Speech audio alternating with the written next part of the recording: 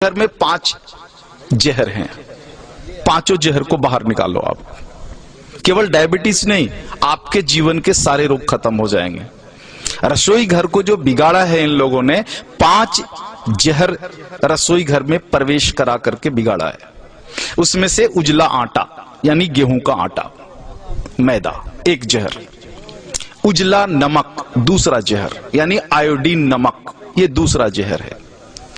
तो गेहूं छोड़ा तो कहां जाना है? बाजरी, जवारी, मकई, मड़ुआ के पास जाना है, जौ के पास जाना है। उजला नमक अगर छोड़ना है तो कहां जाना है? सेंधा नमक पर जाना है, काला नमक पर जाना है, आपके यहां के सांभर झील के नमक पर जाना है। यह शुद्ध नमक है। तो दूसरा जहर हुआ। तीसरा जो जहर इन्होंने डाला है चीनी। चीनी का पिंड छोड़ो, चीनी बंद कर दो। चीनी की जगह जितनी इच्छा है उतना गुड़ खाओ, भूरा खाओ, खांड खाओ। ये डायबिटीज की अच्छी दवा है। गुड़ डायबिटीज की अच्छी दवाओं में से एक है। हमारे यहां जितने डायबिटीज के मरीजों की चिकित्सा होती है ना, सबको लिख के देता हूं प्रिस्क्रिप्शन पैड पर, प्रतिदिन गुड़ खाओ। हाँ, रसगुल्ला खाने का मन है जरूर खाओ, गुड़ वाला खाओ। जिलेबी खाने का मन है जरूर खाओ, गुड़ वाली जिलेबी खाओ। बालूशाही खाने का मन है, गुड़ वाली खा लो। जितना मीठा खाने का मन है खाओ, गुड़ वाली खा लो। तो तीसरा जो जहर है वो आपका चीनी है। हाँ। और जो चौथा जहर है वो है रिफाइन। हाँ, इस रिफाइन को बाहर निकालो। ये तेल नहीं है। आर्थराइटिक्स भी सबसे ज्यादा राजस्थान के लोगों को है। आर्थराइटिक्स, घुटने का दर्द, कमर का दर्द, माताओं को तो है ही, 100% राजस्थानी माताओं को है ये।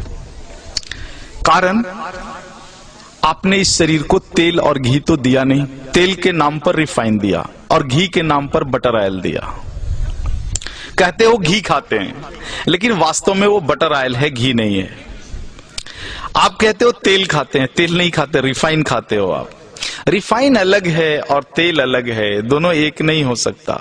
तो इस रिफाइन को बाहर निकालो और तेल को लेकर के आ जाओ। तेल सरसों का हो सकता है, तिल का हो सकता है, आपके यहाँ अच्छा राई, सरसों, तिल, ये 3 चीजें तो मैं जानता हूं, और शायद कुछ मूंगफली का भी बढ़िया हो सकता है। ये सारी चीजें हैं।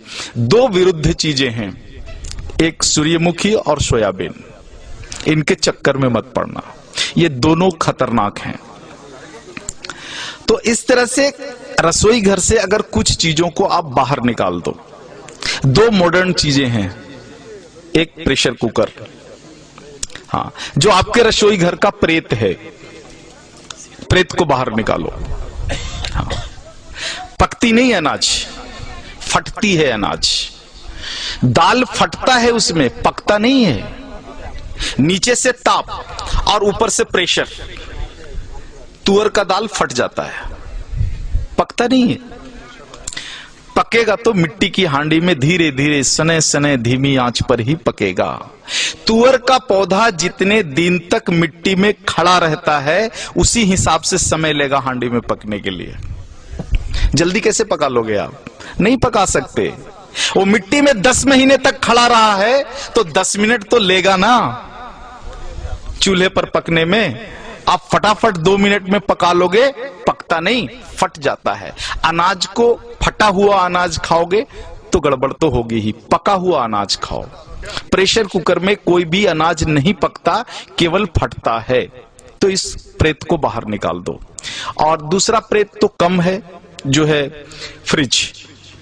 हाँ, इसको बाहर निकाल दो। शरीर को अग्नि चाहिए।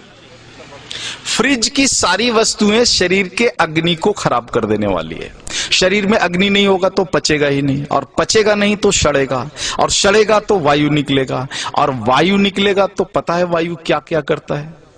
पूरे शरीर में उपद्रव करता है। पैरालिसिस इसी में से आया हुआ है, हार्ट अटैक इसी में से आया हुआ है, ब्रेन हैमरेज इसी में से आया हुआ है। तो ये 2 प्रेत को निकाल दो, और इन वस्तुओं को अगर आप निकाल दो रसोई घर से बाहर, तो बचा हुआ 25% डायबिटीज वहीं खत्म हो जाता है।